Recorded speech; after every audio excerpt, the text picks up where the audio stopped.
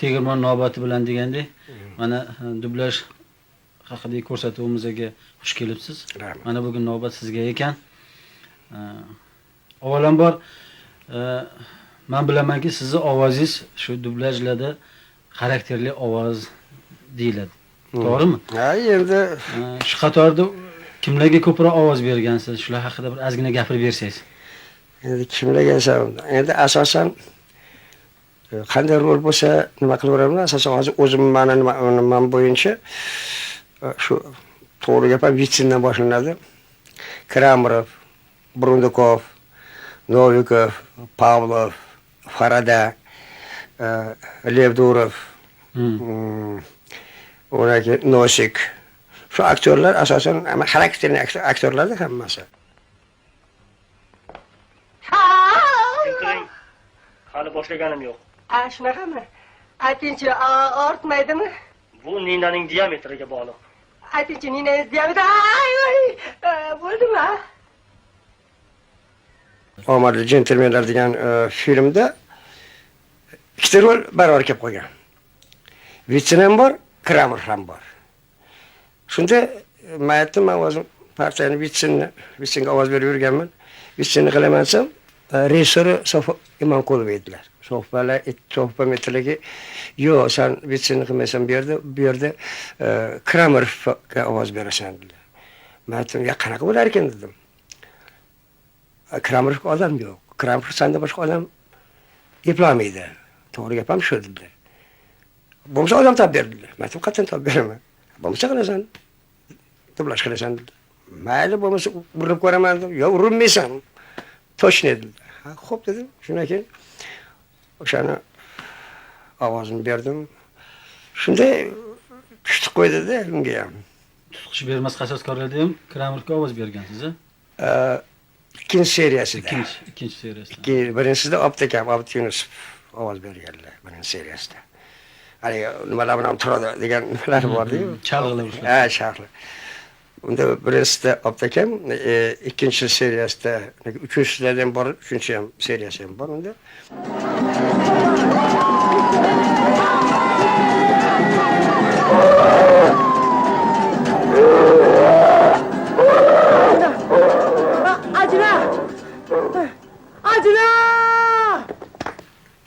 Diyasaka, siz mana shu filmlarda aktyorlarga ovoz berayotganingizda ko'proq nimaga ahamiyat berasiz? Ularni shu tashqi ko'rinishigami yoki o'sha ichki hissiyotlarigami?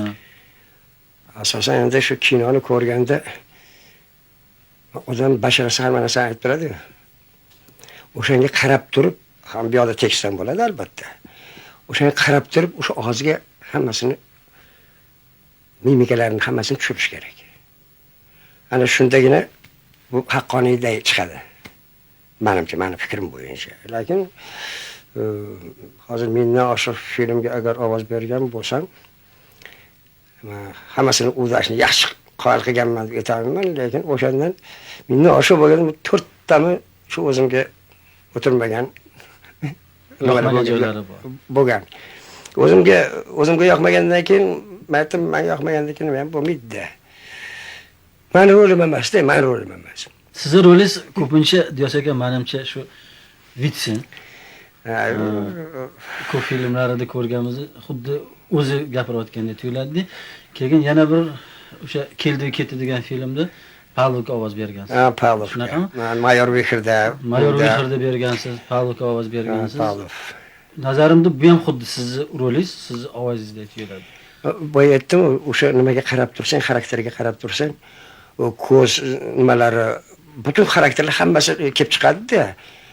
O'shanga kirsangina, shundagina obraz bo'lishi mumkin. Bo'lmasa bo'lishi mumkin emas. Marhamat. Bu yerdan beri kutaverib hayajonlanib boshlagandim. Hayajonlanish yaramaydi. Ayniqsa sizga o'xshash yosh, baquvvat yigitchaga. Axir mening hayajonlanganim o'z ixtiyorim bilan emas. Biz tufaylimi? Har qalay o'z ixtiyorim bilan emas. Xo'p, yaxshi. Bu gapni qo'yaylik. Qani aytingchi, qayerda ishlamoqni istardingiz? Xalq davlatimiz xo'jaligining qaysi tarmog'ida ishlashni istardingiz? Men keyingi 3 yil ichida ko'p hunarlarni o'rgangandim. U haqda aytgandim. Bilaman. Menga qarang, fizika fakultetidagi mashg'ulotlaringizni tugallash oldidan tashlaganmidingiz yoki o'rtasidami? O'rtasida. Menimcha o'rtasida. Chet tildan qalay edingiz? To'g'risini aytsam yomon o'qirdim. Maktabda ham doim o'rta baho olardim. Qoida bo'yicha bilsang, haligi ishing uchun sog' joyini qo'ymay hamma yog'ingga gul solib qo'yishi mumkin edi. Odam ko'rganda maza qilsin-da. Men shunaqa deb o'ylayman. Shu qanday rol bo'lgan bo'lsa shu nima qilsa aytishadi-da, mana bu rol zo'r bo'libdi-da, zo'r bo'libdi. Xuddi o'zi gapirgandek bo'ladi. Aytishadi. Shunda o'zimiz ham xursand bo'lamiz. Diyos aka, yana siz hind filmlariga ham ovoz bergansiz. Ha, unda Sadoqat degan filmda xizmatkoriga ovoz bergansiz. U ham juda muvaffaqiyatli chiqqan, men nazarimda. Meni bu ovozim o'zimga yoqmasdi, gap ochib. Men ovozni topolmaganman-da. Mana 59-yilda borgan bo'lsam men dublajga. 59-yildan 67-yilgacha shu 8 yil davomida o'zim ham nima qilgan bo'lsam, bir 20 tacha film azuvchi qilganman. O'shanda o'zim yosh bolalar bo'lsa ham nima qilardim. Lekin asosiy nima shu 67-yilda Kavkaz operasida vitsindan Boshlagansiz. Shu yerdan kelib chiqdi-da. Shundan keyin topib olindi. Muxlislaringiz ko'proq ovozingizdan tanishadimi yoki o'sha filmlarda o'ynagan rollaringizda ko'rinishingizdan tanishadimi? Menimcha bu ovozdan tanishadi. Chunki bunaqa narsa ko'p bo'ladi-da. Shu men boshqa bironta odam bilan shu gapirib turib, mana avtobus trillepsida ko'p yuramiz. Gapirib turgan bo'lsak, orqamda turgan odamda bunday qilib, qiziqish bilan qarab qo'yishadi. Lekin odam sezadi-da. Oltinchi nima bo'lmasa ham, ko'z bo'lmasa ham odam bir narsa sezadi-da, odam shunday qaragandan keyin assalomu alaykum deyishadi. Va alaykum assalom. Kechirasiz. Ovozi juda tanish ko'radi. Siz Diyos rahmat emasmisiz deyishadi. Men aytaman, ha, o'sha men desa kez bo'laman deb, lekin kelib ko'rishib, darrov gapga qo'shilishib, o'ynagan rollarimizni ayniqsa men ovozdan tanidim deydi. Meni pichoqqa ilinadigan joyim yo'q. Demak, sen yomon odamsan. Yo'q, men haligi jirdonim yo'q. Unchalik semiz emasman. Hay. Hamma yog'im demoqchiman.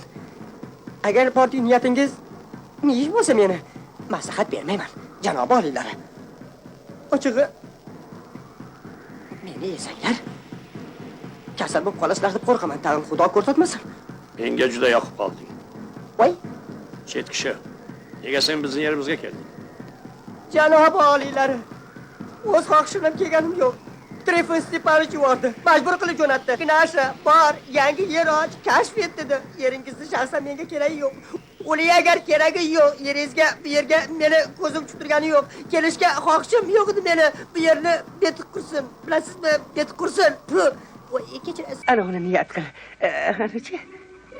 Voy kampir. Oy kampir. Ey kampir. Oy kampir. Jinim yoqtirmaydi. Hazilla. Menda bitta zo'r orzu borda. Qani o'sha paparitnik.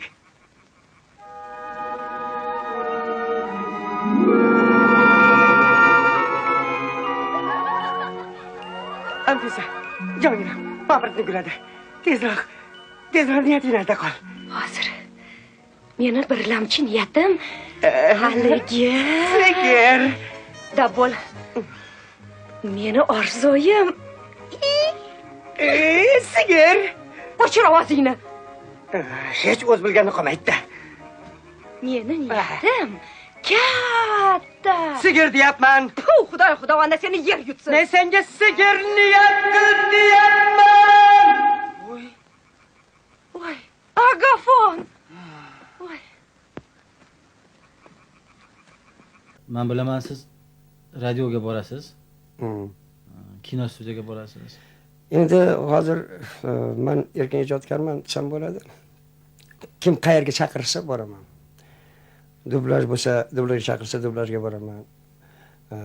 Televideniyaga bo'lsa televideniyada, radio bo'lsa radio, kino studiya bo'lsa kino studiya. Qo'ng'iroq qilishadi, yo bo'lmasa ko'rish aytishadi.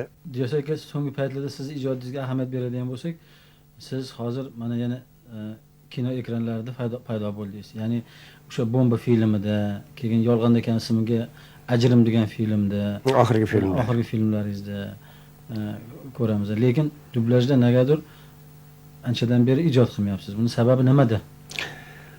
Endi sababi shu yerdaki, menimcha dublyaj o'zi bo'lmayapti, kam bo'lyapti. Mana oldin bir yilda agar 60 ta film bo'ladigan bo'lsa, hozir bir yilda 20 ta film bo'lmayapti. Sizga katta rahmat ko'rsatuvimizga tashrif buyurganingiz uchun.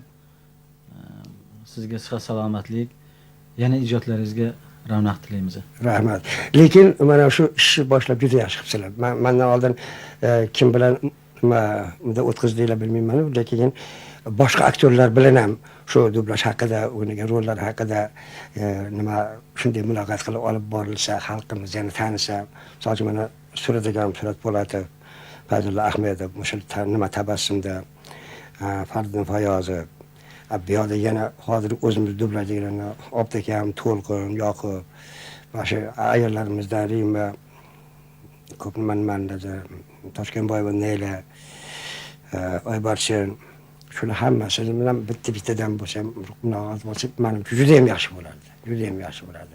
Har holda bittadan bo'lsa, odam shu qiziq ko'radi-da, mana bu aktyor, bunday rollardan ozgina parchalar berilsa-da, mana bu aktyor, aktrisa, deb anandan keyin menimcha yaxshi bo'lardi deyman-da.